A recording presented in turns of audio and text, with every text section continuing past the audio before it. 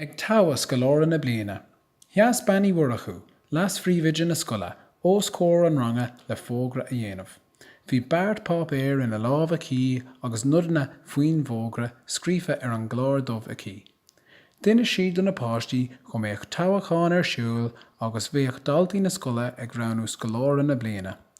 Rinne bannaí mhuircheú, chuir síos ar na tréthe dearfacha ar ceart go mbeadh ag Scoláire na Bliana. Lurg bannaí mhuircheú smaointe ón na daltaí féin mar gheall ar thréithe Scoláire na Bliana agus scríobh sí iad ar an gláir dubh. Dír sí ar na daltaí smaoinemh ar na dúilgais agus freagrachtaí éagsúla a ghlach an dalta a ranódíos le haghaidh Scoláire na Bliana agus an cinenne a dhéanamh go cuaireamach tar éis neart machnamh. Thug bannaí mhuircheú bilóg do gach aine le hanam an duine a ranódíos le haghaidh Scoláire na Bliana a scríobh air. Dír bannaí mhuircheú ar na páistí gan plé a dhéanamh ar an gcinenne le duine ar bith eile. Ba ceart gur cinenne pásanta é. Níor hasaigh uathaí go mbeadh tionachar ag aon duine ar aine eile. Theas bannaí mhuircheú ag bar an teomra le busca chun na bhótaí a bhailú. Theas na daltaí a scúine go béasach agus chuir siad a bhótaí sa bhosca. Ceap na páistí gur smaoinemh iontach an dúis agus bhí siad ag súil go mór le tura an toghacháin a chluisteáil.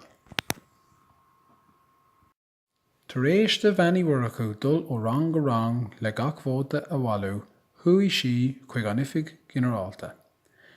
Bhí an máiste ó rathaigh príomhaide na scoile ann le cabhair a thabhairtaí na bhótaí a chomhdamh. Phiog sé suas an bosca agus cas sé bunós cioné leis an mosca a ullmhú agus na bhótaí a chaitheamh amach ar an deasc in aice leis an riomhre.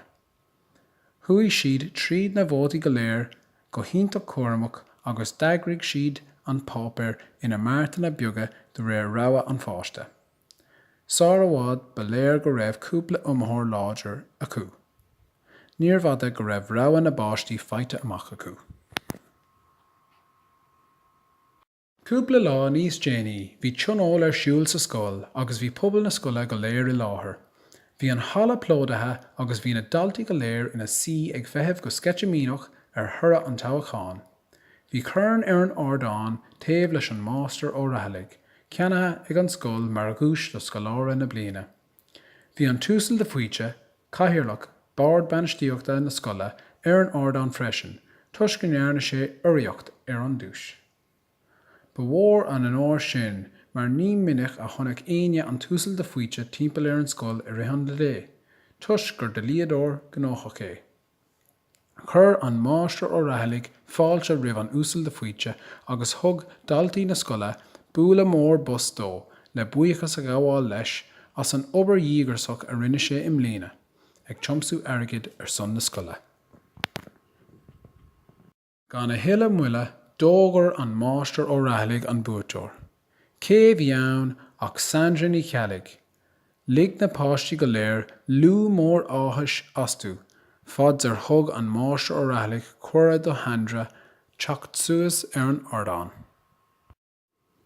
Bhí an slua iontas sásta leis an gcinne agus ní raibh gearán ag duine ar bith leis an tura. Buinú get mhór as Sandra bocht. Ní raibh sí ag súil leis an aitheantas seo ar chur ar bith agus bhí aine an domhan uirthi. Rinne bannaí mhuircheú agus an túsal de faoite bualadh bus freisin.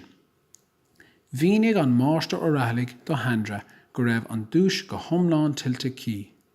Labhair sé mar gheall ar a bésaí agus ar an iompar iontach a léirigh siad de thír ar feadh na bliana. Rinne sé trácht ar an obair dhíogarsach a rinne sí gan stéine ó bhí meán fór, agus luigh sé an cuidú a thug sí do gach aine i bpobal na scoile. Ní amháin go hacadúil ach go sóisialta. Dúirt sé léithí gur ban úsal í agus go raibh luachár an domhan ar gach aine go raibh a leithéad mar chuid de phobal na scoile.